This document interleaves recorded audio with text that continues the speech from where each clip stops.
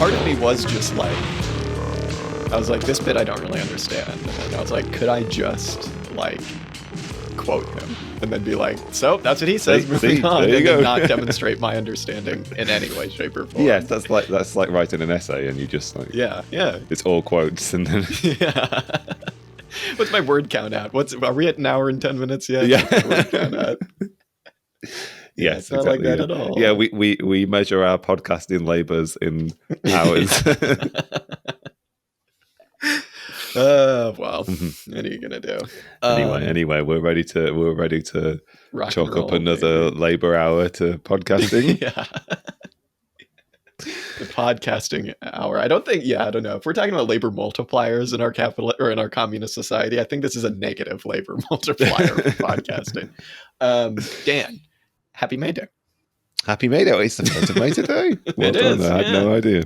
Look at that. I only realized because some bullshit post on Twitter or something. And I was just like, this means nothing, really. I hate to say it anymore.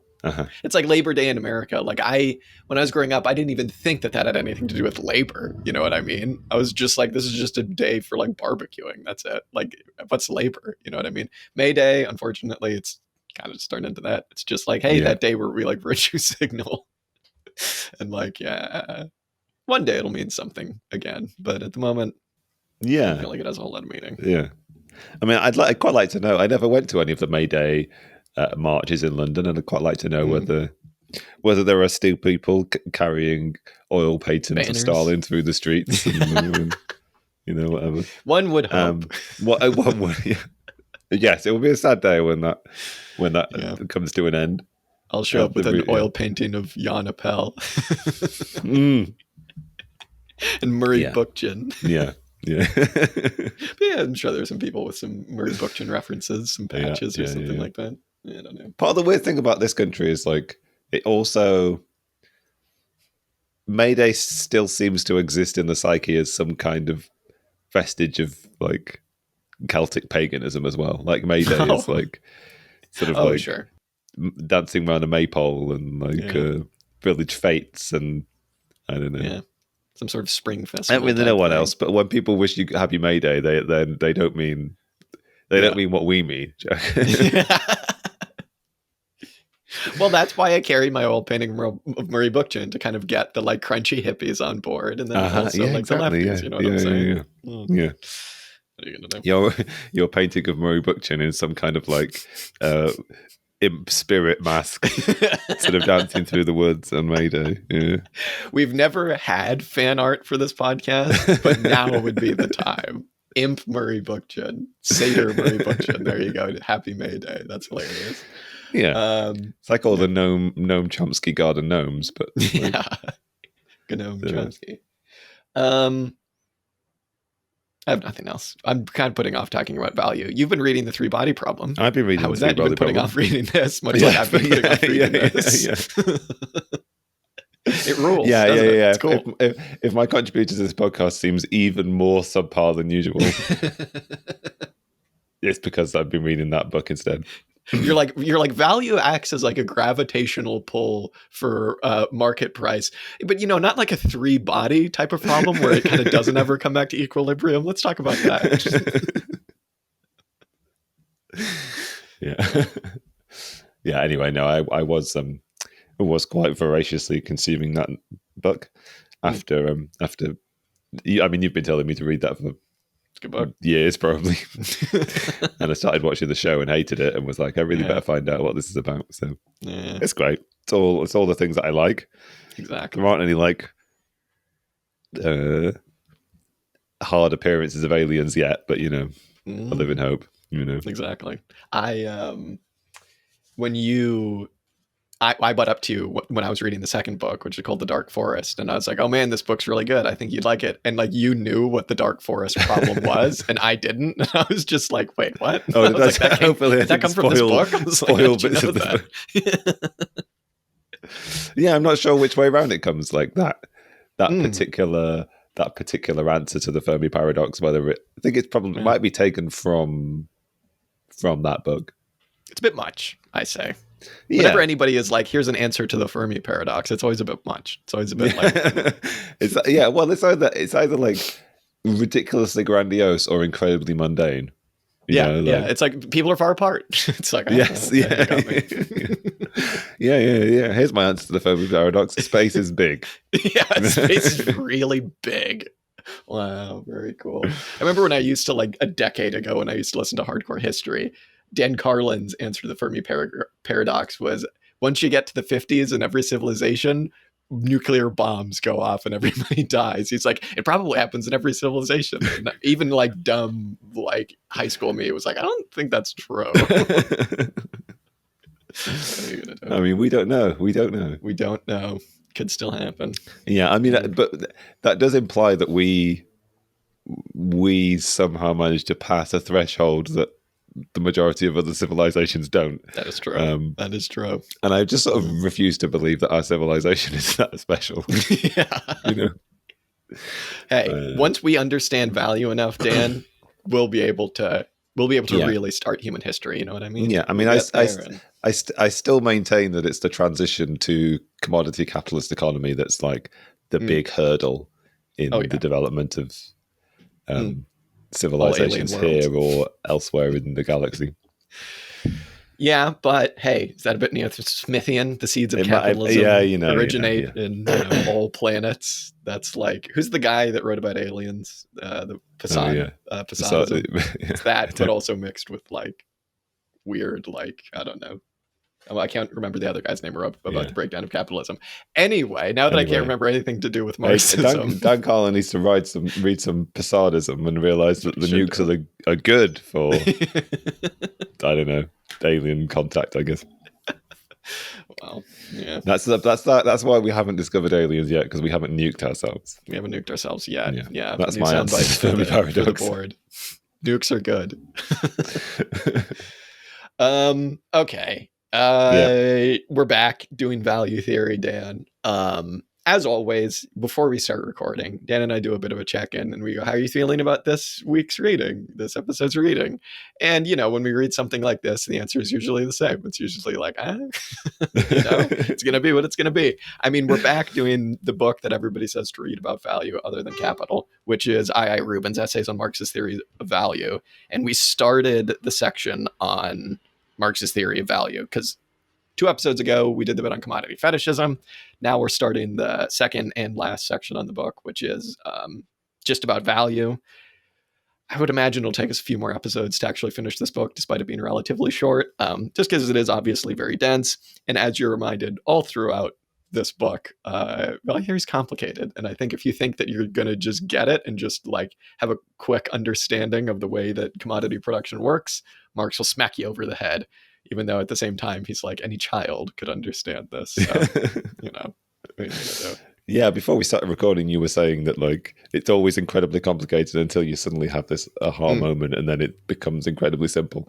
But, and then it's always like, is that what they meant? Then you turn around and then But then you turn around and then, but how do I incorporate this next incredibly complicated thing into this thing that I just think I managed to understand? Like, I will say one thing about this book: it is really, really.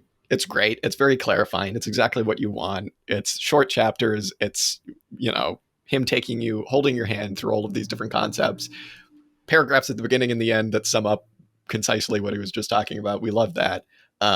However, one thing that's been bugging me about this, and especially in this section, is, and it's kind of affected my ability to understand things, is that he, like you mentioned last time, has his like academic like foes. References to unpronounceable Austrian economics. Economists, nobody remembers. Yeah. Nobody remembers. And the frustrating thing is that it's like when he goes to introduce some concepts, he begins by giving you that person's concept and then is like, here's why they're wrong, and then starts telling you about the truth. And it's like, yeah, I don't know. And often that person's concept is close enough to an interpretation of Marxism that you might be like, "Oh, is that true?" If you miss the vital like connecting sentence where he tells you this is bullshit, then you're kind of like you're off to the races. That's part of the reason why it's suddenly like, oh, I thought this suddenly got confusing. I don't know. Yeah, Bone Bauwerk is back. This asshole. He just keeps showing up. But one thing I will say is that it is good because it's like these are still arguments that get trotted out all the time, and they're kind of ones that you I guess if you're like critically thinking, you should probably be like challenging your understanding of value theory a little bit, because you could probably be like, is this stuff all subjective? Is Marx, did he not prove this? What's actually going on? A bit frustrated. I mean, the advantage to all of these references to other anti-Marxist economists in this is often that the way he utilizes them is to reinforce quite easily understandable points, like that he's demonstrating fundamental misunderstandings, which actually speak to or sort of help you understand the core of his argument, kind of thing. Because in some respects, what he's the core of it, the central tenet of his argument isn't like desperately complicated. I mean, obviously the rest of the value theory packaging and all the different terminology and the similar things we approached last time, like which of these pieces, is this a different piece of terminology? It seems very similar to this one, kind of thing. And the number of times in this where he was like, this is the fundamental form of the law of value. And I was like, you've said that 5 or 6 times. Or when he starts being like, there are 3 things you need to know about value, 1, 2, and 3, but there are 4 things you need to know about value. It's like, for fuck's sake. It's like, I just made a note about 3 things to bring up. Here we're going to go. We're going to get to it. And then suddenly all of these 3 things are both a fundamental aspect of this 4th thing, but also this 4th thing is distinct in some other respect that allows you to then start putting together some other different, like, weird fractal part of the equation. It is very really fractal-like. The last thing I'll say before we actually get into talking about it is that I was kind of surprised. Maybe I shouldn't have been, but in this, he does a lot of like, here's how capitalism does things, and then does the thing that like very few Marxists, anarchists, whatever will do. He then turns around and is like, and here's what it will look like under socialism. Or I guess he's writing because he's in the Soviet Union. He's like, here's what it does look like. And on one hand, that's really cool because it's like, okay, he's giving us some hints about what socialism will look like and the things that it has to have, right? God damn it. As soon as I start talking about value theory.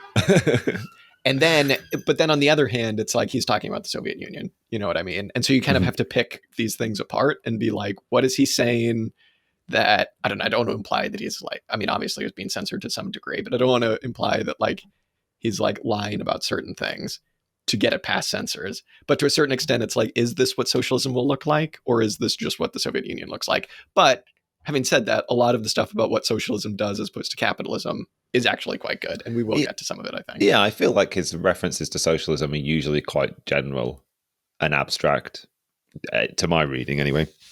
And, I mean, yeah, following on from that first section, where there are similar references, like this is, to my reading anyway, or they were a fundamental aspect of my enjoyment of this book, is how confidently, or maybe not even confidently, but how the argument in some respects presupposes socialism.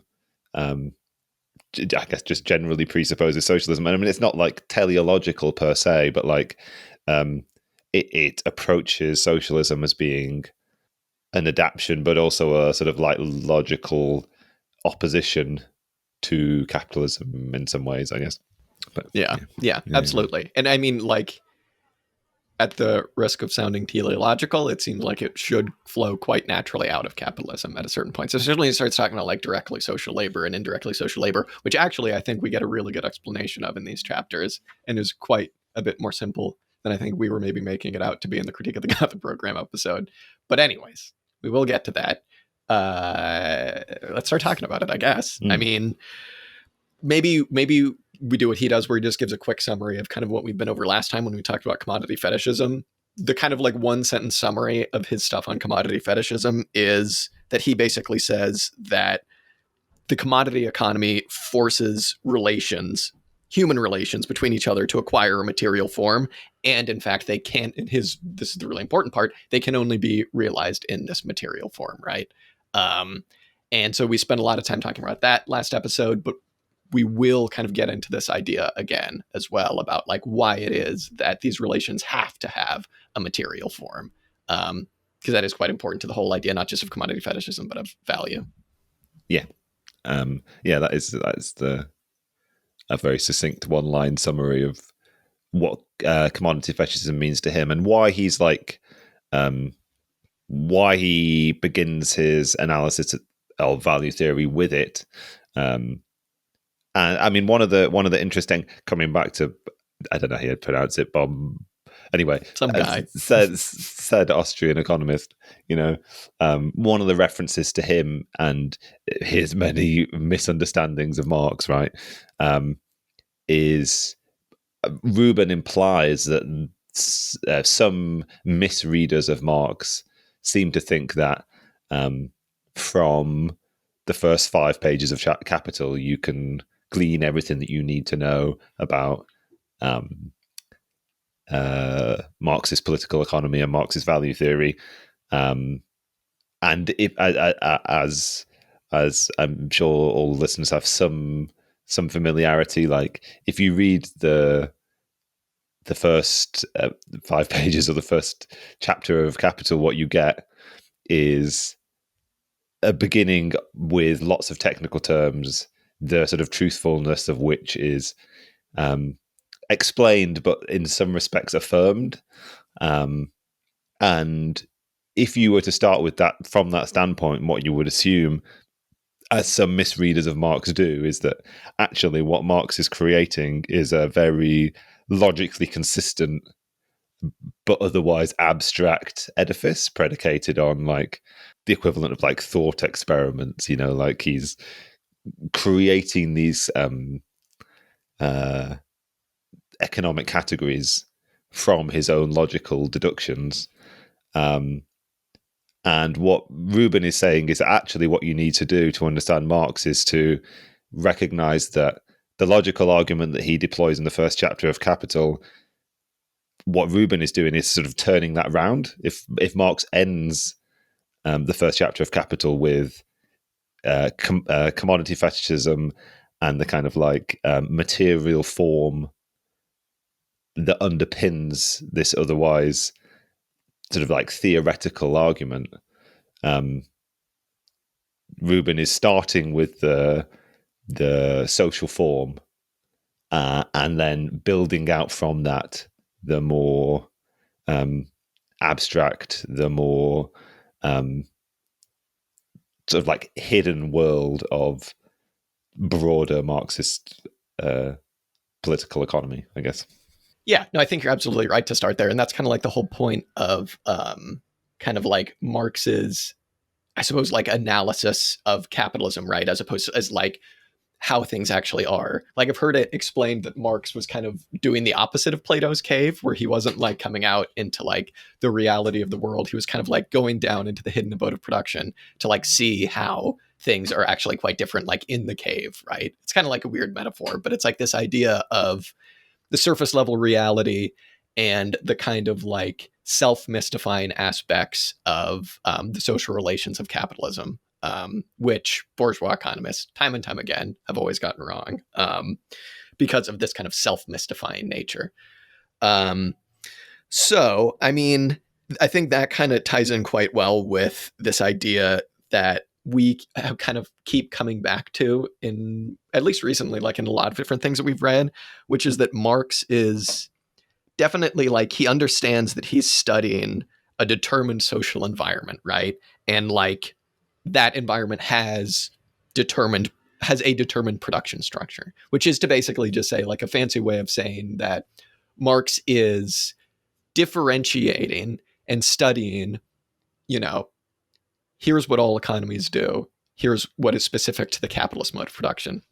And, the way that this ties into like all bourgeois criticisms of Marx is that most bourgeois economists will just look at exchange and be like, hey, exchange is the thing. And hey, look, people have been exchanging things since time immemorial, right? Since like all the way back to like when people started growing food, right? So clearly there's nothing specific about capitalism.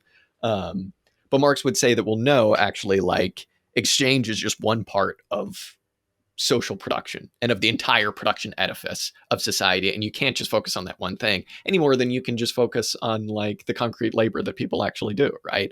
Like Marx's theory is attempting to be this overarching, totalizing theory of the social relations of capitalism in a very, yeah, not, I don't want to say like complicated way. It is complicated, but it's also like this is why Marx says, I think at the beginning of Value, Price, and Profit or something like that, he said something along the lines of like, I'm supposed to give this speech and give an introduction to all of political economy in like an hour. And like, there's no fucking way that you can do that because this stuff's really complicated. So yeah, hey, but we'll try and do that because we do have an hour. Yeah, I mean, what I'm inclined to do is return back to what you said before about the repeated references to socialism in this. Because I mean, we talked about it last week because it's in the sections on commodity fetishism, but the way that he's really talking about socialism as being a form of economic organization whereby labor is apportioned and directed consciously, predicated on society-wide sort of predetermined, maybe I should say plan, but like intention for what is needed, what's going to be produced. It's consciously directed and it functions as one organic social whole. In some respects, that would be my understanding anyway. He often starts, well, he often like offers like a sort of like a 4-part history of different forms of human political economy. He'll talk about primitive communism. He'll talk about sort of like peasant familial life, and then he'll talk about what he often calls commodity capitalist economies, and then he'll talk about socialism. And I think the thing that he's trying to say, whether it's necessarily true from a sort of like broader historical materialist analysis, but what he's trying to say is those other 3 forms of political economy, what they do in some ways or other is so it's like socially direct production. There is producers are organically connected to one another.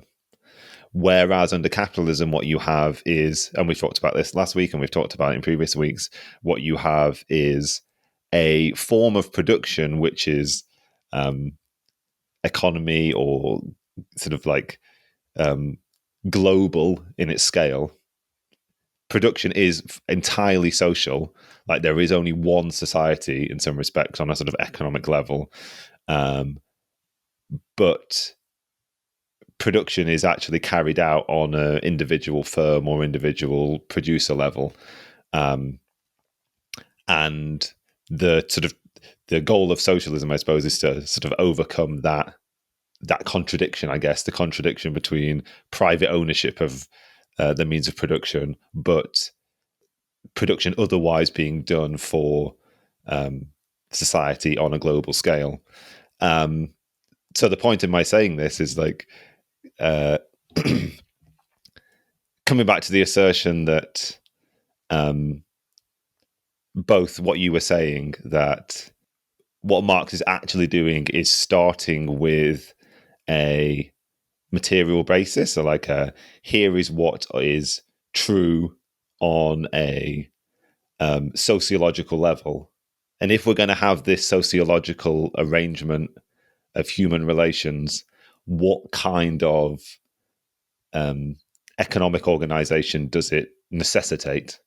And coming back to what I was saying before about this sort of like misreading of Marx's analysis, there's a way in which you read Marx as saying, here is an abstract model of what I think is happening under capitalism. But really what he's doing is saying, given a certain set of starting positions, here are the logical outcomes from that. And what he gets to is all of the terminology from Marx's political economy that we're familiar with, like use value, exchange value, abstract labor, concrete labor, and value more broadly, plus a whole load of other things. But those are not like invented terms. They're predicated on the sort of material foundation, I guess. Yeah, and I think you've hit on a really important thing there, which is like a big change in my understanding of all of this stuff, a big like aha moment was when I went from understanding historical materialism, and specifically Marx's analysis of capitalism and capital, as something where it went from like, oh, Marx is attempting to explain why certain commodities sell at these prices and the role that labor plays in, price, I suppose, to an understanding of historical materialism and that analysis of one that is way more correct, which is what Rubin says here, which is that the aim of value theory is to discover the equilibrium of labor allocation in society, right? So what Marx is actually trying to do, and what this kind of like vein of analysis is a way of understanding how social labor is allocated, how basically like the working time of everybody in society is disciplined. Because in that famous letter to Kugelman, where Marx literally starts it seemingly without saying hello, he just starts it by saying every child knows blah, blah, blah, blah, blah. What he's getting at there is that every society, it doesn't matter which one, has to have a way of I suppose disciplining might be a slightly wrong word, but like allocating the distribution of social labor, right? And like figuring out a way so that it's not everybody is just working on a farm, everybody is just doing this one thing. There has to be a way for each society to figure this out. If we just abstract totally and just say feudalism, in feudalism, this was just political appropriation, right? It was just like, you were going to do this or I'll kick your ass, right? Under capitalism, though, it's an economic appropriation and also like discipline, right? And this is like the main goal of value theory. And I think, yeah, once I understood that, everything started to make a lot more sense, because it's like, and in here, when he starts talking about price, it's like, it's actually necessary for value and price to be two different things. That's kind of how the whole society functions. I was just like, oh my God, okay, this makes like way more sense than what I was trying to make it. Because like early on in Capital, when Marx starts talking about how, one thing I've always struggled with is when he starts talking about like, some things can have a value, or some things can have a price and not a value. I was just like, wait, what? I thought that's what I was trying to figure out, is why things sell for that thing. But no, that's not it. It's this other layer, which is how is working time and production itself like discipline, which, it's a good realization, I guess. Yeah. And I feel like one of the things that comes from that is a recognition that what capitalism is trying to overcome is a situation whereby, if we compare to some kind of like a more social organization of production, right? Everybody in a peasant household, or hypothetically everybody in a socialist commune or socialist society, is going to recognize that a piece of work done by somebody, if it's like part of the sort of like predetermined social intention of that society, all the work done by people is representative of a total social body of labor that is being done. But obviously under capitalism, what you have is labor is done privately. Labor is, in some respects, like a private commodity of workers, and they sell it to a capitalist, and that production is done privately. And so what you have, coming back to what Rubin is saying about social relation, when he refers to commodity fetishism, whereby social relations necessarily take on the form of things, what you have under capitalism is the only way for labor to be recognized as social is for it to be valued and understood purely as a feature of the things that it produces. So you can once again formulate it that like the social, the sort of like the nature of value, no, the nature of labor when it comes to producing socially useful things, the only way for it to be recognized as social is that it has to take the form of commodities, I guess, if that makes sense. Like it's another formulation of social relations necessarily having to take the form of things. in the formulation of value, it's you can only use the exchange of commodities on the market to reveal the social value, the social worth of the labor that's been put into making those commodities. That makes sense.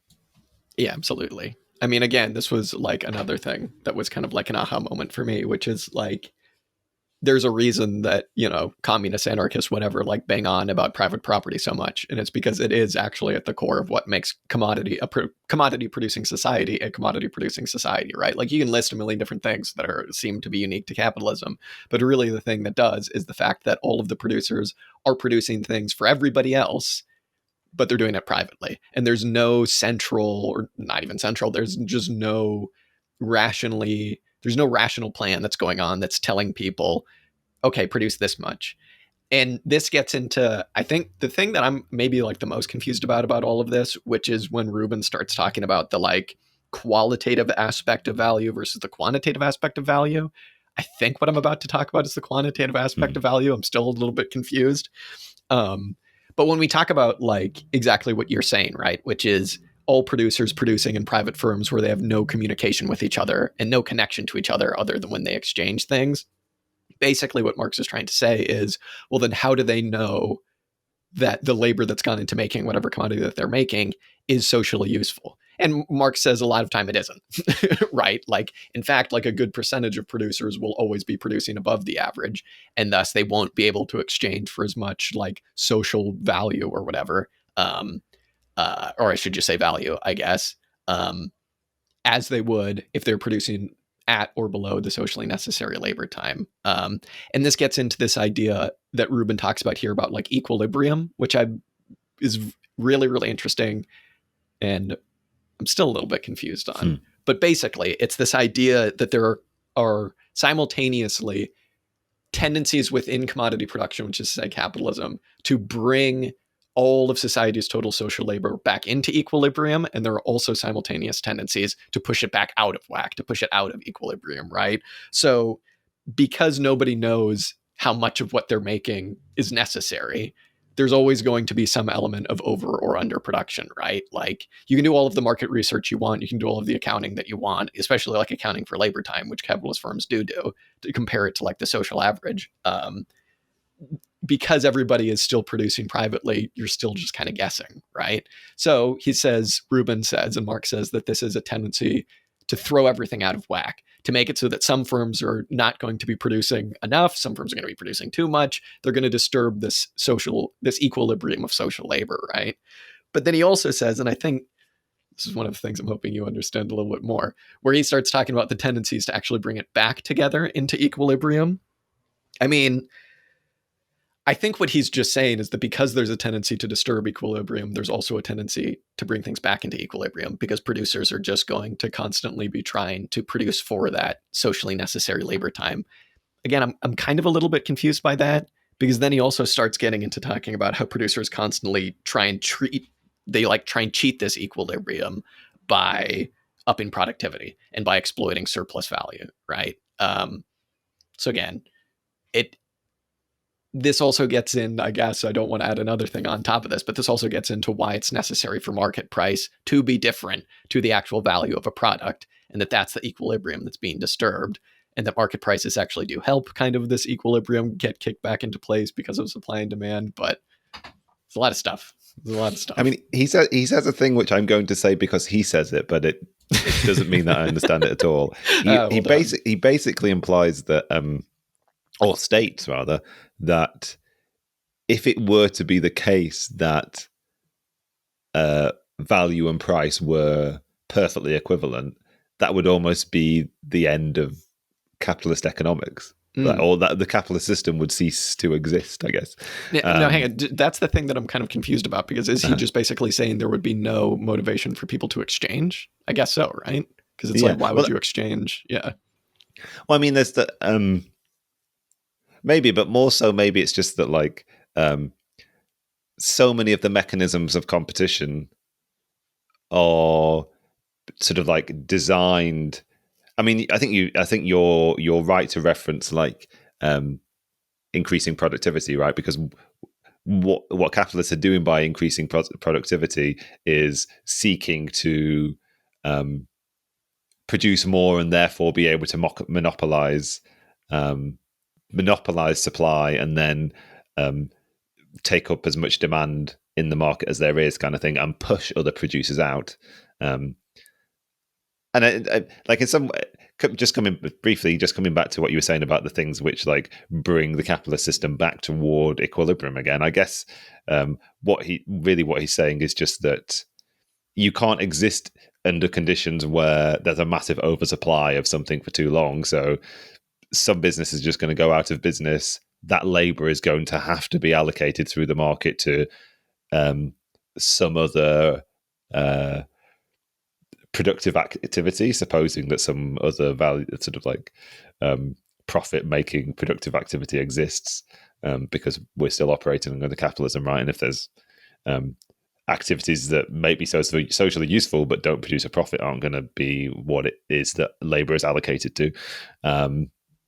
So I think it's just that sort of like back and forth of over and under production of something, whereby capitalism will never produce the perfect amount of shoes or whatever, and then just simply stop at that point, basically because it just doesn't have the social knowledge to know how many shoes are required by society.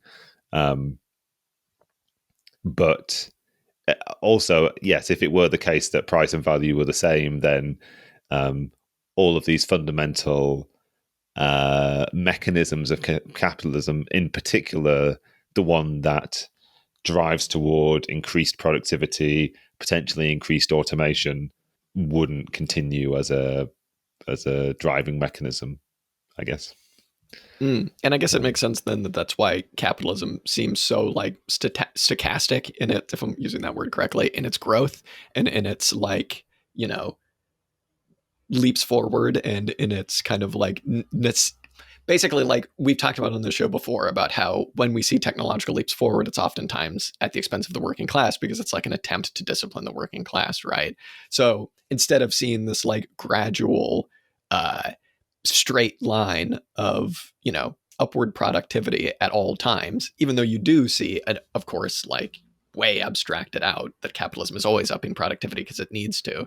That's also like a bit of a jump and a start and a stop and a start, because as you say, there is no way for any commodity producer to know, oh, we're producing exactly the perfect amount of shoes, right? And so there is just this constant push and pull of overproduction and underproduction, which at times lead to bigger crises, I suppose. And at times it's just like, we'll just burn all the tomatoes, burn the potatoes. You know what I mean? It doesn't really matter.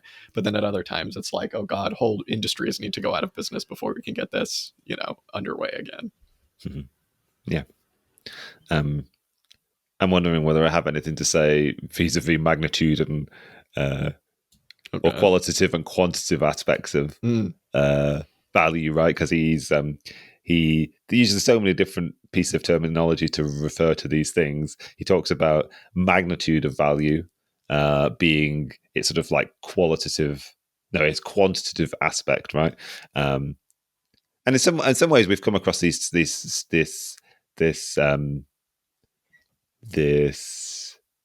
I guess argument before. I think when we read the sort of like critique of David Harvey piece, we discussed how the magnitude of value is represented by socially necessary labor time, right? You can actually determine the quantity of value in a thing, which through Marxist analysis, he says is representative of how much like socially useful labor has gone into making it, I guess. But I think what Rubin is saying is, if you just stopped at that point, you could well imagine that value and a certain sort of quantitative magnitude to value could be understood to be a feature of that thing itself. And he goes through a sort of like slightly protracted thought experiment, I think, where he's sort of like he describes several qualities of a table. One of it, three of them are like what it's made of and how many legs it's got and blah blah blah blah. And one of them is its cost. And what he's trying to demonstrate there is that like really the price of something, which is not equivalent to but connected to the amount of socially necessary labor time that's gone into making that thing, isn't actually a feature of that thing. And we shouldn't mistake Marx for saying that the value of a thing is a feature of it is a material quality of whatever commodity we want to choose. So we have to have some kind of like qualitative understanding of what is the more abstracted form of value. And I think the argument he's making here, and I think the argument we've come across before, is that just sort of abstract labor in general is representative of the form, the sort of qualitative side of this equation, I guess, which I guess stems from the sort of like material social base that he's constantly referring back to. Yeah, it gets back into kind of what we were saying earlier on, right? About how Marx will always bring all of this back to the production relations that exist in any given society, right? And how he's like, this is the thing you actually need to be focused on. Because again, it would just be another type of commodity fetishism to be like, oh, the value of a thing, that's inherent to the thing itself. It's like, no, it actually it only exists because of the production relations that exist right now under commodity production. Under capitalism, I guess I should say, to make that sound slightly less tautological. But yeah, only labor of a very distinct certain type gives value, right? And it's not the concrete labor that goes into things. This is like, the very simple kind of like first few chapters of Capital. It's the abstract labor that goes into things, exactly what you're saying. Quantitative and qualitative, we got through it. I think you did understand the things that I didn't understand, so I like that. I appreciate that.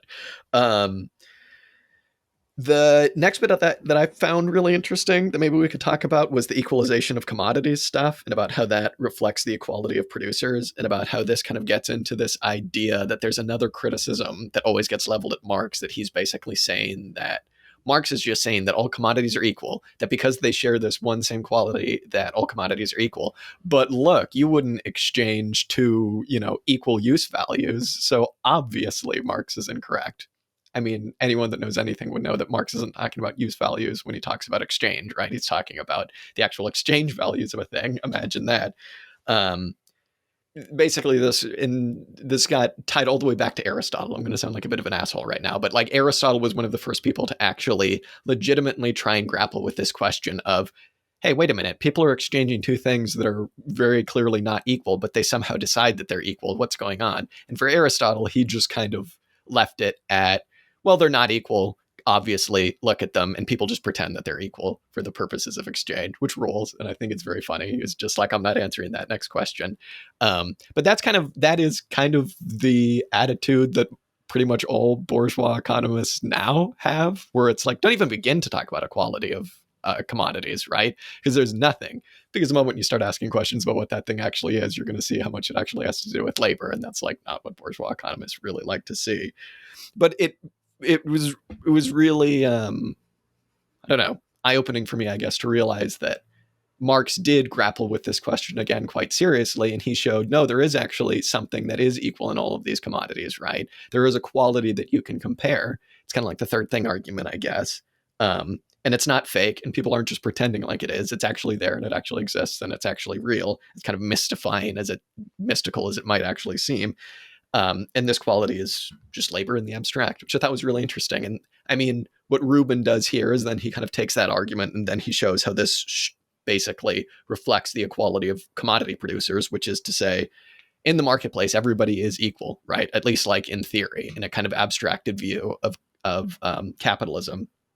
Commodity producers exchange with each other as equal people on the market, as insane as that seems to sound. And Rubin also reminds us that this includes laborers, because laborers are selling a commodity just like anything else, right? They're selling their labor power.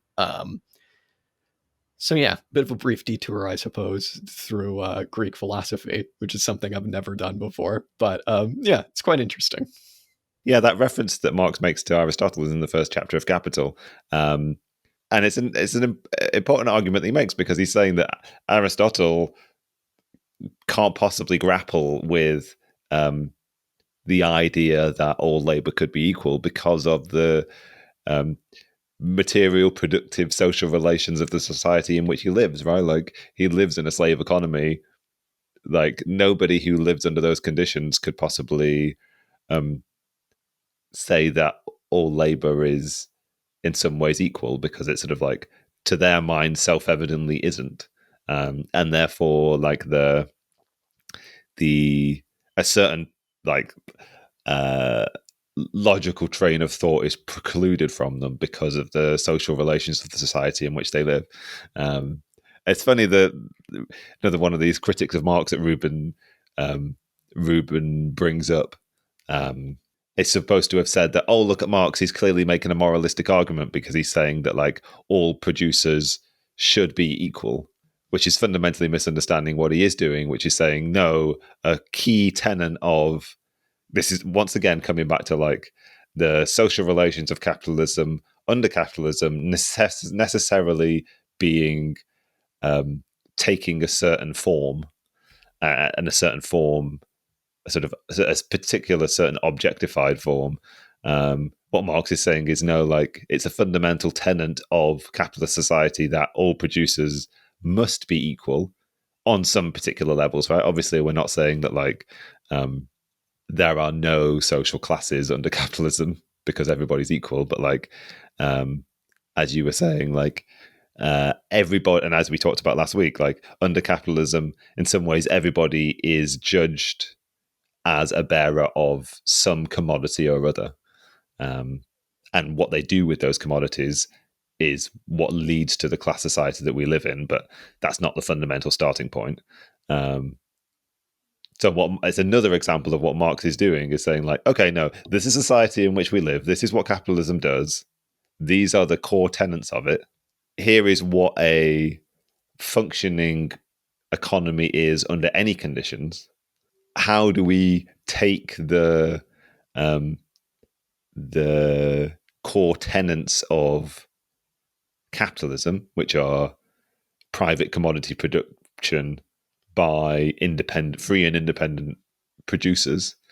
How do we take those sort of, like, precepts and create a functioning economy? And what are the sort of, like, structural, but also in some respects, like, ideological predicates that come from that? And one of those is the equivalence of producers. Another one that I really enjoyed when he talked about is the, like, necessity to have all labor be equal. And now we've touched on this a little bit earlier, but, like, I don't know. Well, I mean, I suppose this section is what I was saying before, actually, about, like, it's like it's not like a, I guess it could be phrased like this. It's not necessarily, like, ideological claim that Marx is making. It's not like a fanciful creation of his mind that says all labor is equal, but rather that, like, we have to judge, capitalism has to judge all labor as equal in the same way that it has to judge all commodity producers as being in some ways free and equal. Yeah, absolutely. I mean, yeah. Unfortunate as it is, everybody is playing by the same rules, right? And I mean, that's kind of, I think, an element of maturing as a, like, lefty, right? Is, like, recognizing that capitalism isn't just when the bad capitalists price gouge, right? It's that everybody's playing by the same rules. And this is kind of where, you get Marx's famous criticism that we talked about in the Critique of the Gotha program, where he criticized the, like, Lassalleans as just saying, like, criticizing capitalism, I suppose, on the merits of a different mode of production, where they basically say, the worker deserves its fair share. The worker deserves their fair share of the product that they create. Marx comes back and is like, fair share? What the fuck are you talking about? The fair share that they get is the value of their labor power. They don't get to keep anything that they produce. You know what I'm saying? And it's kind of this idea of, like, criticizing capitalism by different rules of a different game. Because to Marx, it's like fair share. Like, when you fight for a better wage, what you're fighting for is to increase the value of your labor power. You're not fighting to, if you work at a shoe factory, you're not like, hey, the shoes that I make sell for like 50 pounds. What the hell? I make you like 50 of them in an hour and I get paid like, 10 pounds an hour. What the hell's the deal with that? It's not that you're fighting for more of that share. What you're fighting for is something different. So yeah, just interesting. I mean, again, this is kind of like another classic mistake that bourgeois and even like a lot of like lefty economists make is, I don't know. Since reading this, I'm just like, all of the mistakes people make are just a different form of commodity fetishism. You know what I mean? It's like, anytime anyone's wrong, I disagree with them. It's commodity fetishism. What else do you think we should talk about in terms of value? Because the only other thing that I can think, the only other thing that I have in my notes is just these kind of ideas about socialism and about how he compares socialism and the socialist mode with capitalism. But before we get to that, maybe is there anything else we should cover? And there's more stuff in the book. There's like, go on, read the book. I don't know. I'm happy to proceed. Yeah. All right. Well, I mean, the only other thing is basically this idea that we've talked about before, which is directly and indirectly social labor. And here Rubin gives a excellent, he comes back to it several times, but at a certain point, he gives like an excellent 1-paragraph rundown of what this is. And it's basically the idea, let's say you work now and, for purposes of argument, let's just say you're a capitalist and you own a firm that's producing well below the socially necessary labor time. When you go to sell those commodities, you're not going to be able to exchange for the value that you want, right? Because you're going to have to exchange at the socially necessary labor time. So if you're being really slow and you have really shitty, low production, you're not going to be able to basically get back enough value to reproduce yourself as a firm. You're going to go out of business. This is one of the things that like disciplines producers, right? And all of that is to say, to pick some arbitrary numbers, let's say you're producing your shoes and it takes you 10 hours where it should take you 5 hours. Not all of the concrete labor that your people are doing in their firm is going to go on to be validated. It's not going to go on to be necessary to society. It's not going to be social labor, right? It's not going to be directly social, at least, right? Whereas Rubin says under socialism, when there is some sort of rational plan where you're kind of like, we need a new stadium. Let's just build that stadium. We have 50 people. We need 50 pairs of shoes, and you just go out and do it. Basically, the implication there is that all of that labor in socialism will be directly social, right? It won't be indirectly social. You won't have to go around markets to try and figure out what the value of your labor is, or what the value of that product that you created is worth on the market, because you have no idea really what the socially necessary labor time and how much of a thing is actually needed. Under socialism, in theory, you should be able to just say, oh, this is exactly what we need. Let's just make it so that people don't waste their time in low productivity environments or just producing bullshit that we don't need. So, I mean, that was interesting. Part of me is like, this just depends on how, I don't know, advanced the like planning system is, I suppose, in socialism, because we can just pretend that it's like, it was hyperproductive. And like Rubin pretends that, the planning system in the Soviet Union is like great and everything's social labor. I would imagine that there will probably be some wasted labor, but certainly not as much as in capitalism, right? But I wonder whether that, maybe it's maybe that wasted labor is just equalized over all of production kind of thing. Like, it doesn't. I don't think it stops the labor from being directly social. Yeah, I think the well, I don't think it prevents it from being directly social. Maybe there's just a certain wastage of labor spread across the entirety of production. I don't know. I suppose if it was spread across the entirety of production, yeah. But I think I'm just saying, like, if there was one firm that was just like not really meeting, although I guess you're right, but then I guess it would just be a question of overproduction, right? Where it's just like, oh, we fucked up, and now we just have like a small warehouse full of shoes. You know what I mean? I guess you've overproduced or underproduced something, or I guess it depends what that kind of like feedback mechanism is going to be. But then we're just getting into the nitty gritty. But no, maybe it is a legitimate like. This is the question, right? We don't know. We don't know how we're going to organize our socialist economy. It's not an unreasonable thing to say. Well, we have under capitalism a mechanism for chasing an equilibrium. We're never going to get there, but like those tendencies do furnish us with a functioning economic model system, I guess. Now, does that system have a breakdown tendency. Who knows? But for all that I was saying about how nice it is that for Rubin socialism is a presumed thing, maybe because he thinks he's living in the socialism, I don't know. But for us, obviously, these are legitimate questions, like how are we going to organize our socialist economy? I will say the one thing that I did have enjoyed from this book, and I guess a embarrassing confession to make, is that like sometimes when I'm having the fundamental principles argument in my head with somebody, and sometimes I feel ill-equipped to justify the necessity in that kind of model to value an hour of anybody's labor as being equivalent to an hour of anybody else's labor. I like that Rubin's argument in this starts from the precept, I guess, that an economy is an accumulation of labor done socially, and what we're aiming to do in creating a socialist mode of production, or bringing the socialist mode of production into existence, is to make, as you say, all labor directly social again. And then one of the ways that it's necessary to do that would be to presume all labor to be equal, I guess. Yeah. Which is when I have the fundamental principles argument with people in my head, that is the thing that always trips them up, the people in my head. Good. Yeah. I'm glad it's not just me having arguments in my head with hypothetical interlocutors. One day I'll win them. One day I'll win them. And then I will go to the people. Yeah. I'll know exactly how to do it. Yeah. All right. Value.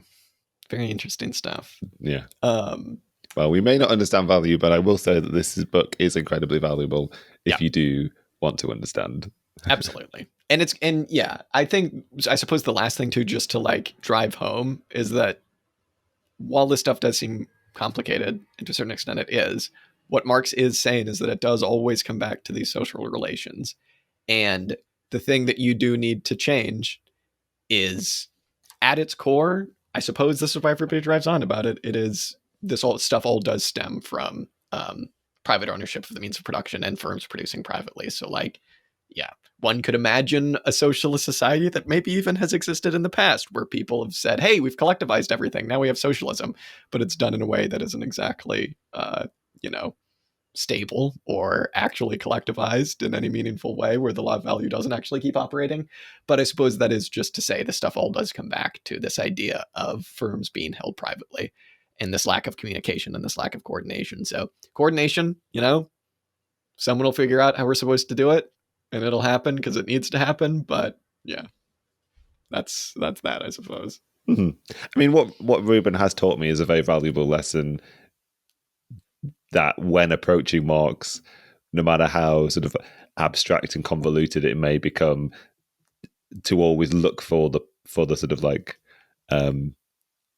material social base that these ideas are intended to explain. And not only are these ideas intended to explain them, but these theories and the truthfulness of these theories are determined by not some kind of logical argument, but some collection of pre-given, historically emergent social conditions and social relations in human society. Yeah. There we go. So there you go. So somebody fix it. Yeah. Yeah. All right. Well, we'll try and understand it first. We will try. Yeah. We will try.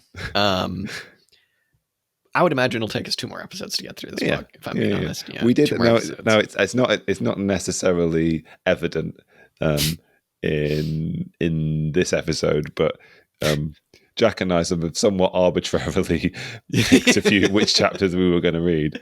Arbitrarily. There was a point. It was just that we can get through it. We'll probably manage that.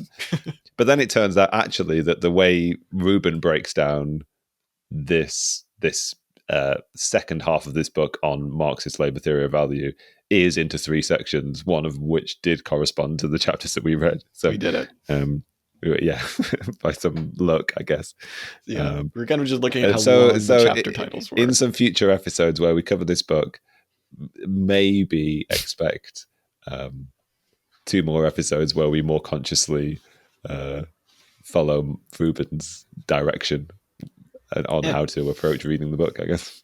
Yeah, look out for that. Yeah, well, like always, everybody, feel free to email us and tell us things that we either missed or that would help clarify it. But again, this book, it's very, very helpful. I mean, it should be printed more. I feel like everybody that has a copy, it's like either from the Soviet Union or from like Montreal when they printed it like sometime in the 70s. So it would be good. What are you going to do? All right. Well, we'll see if we get to that next time. But, expect something else in the interim. Something I'm sure equally fun and edifying. Equally fun is value theory, indeed. I have a suggestion that could actually be very fun. It was something we were talking about last time, but we'll see if it actually works before I say what it is. All let's have a chat afterwards. Long day. I'm gonna have a potato. Actually, you know what? I was gonna ask you about why you have an American football behind you, but we'll talk about that later. I realized that about halfway through recording. I was like, what's going on there? Anyway, okay. Talk to everybody later. Dan, thank you so much for this.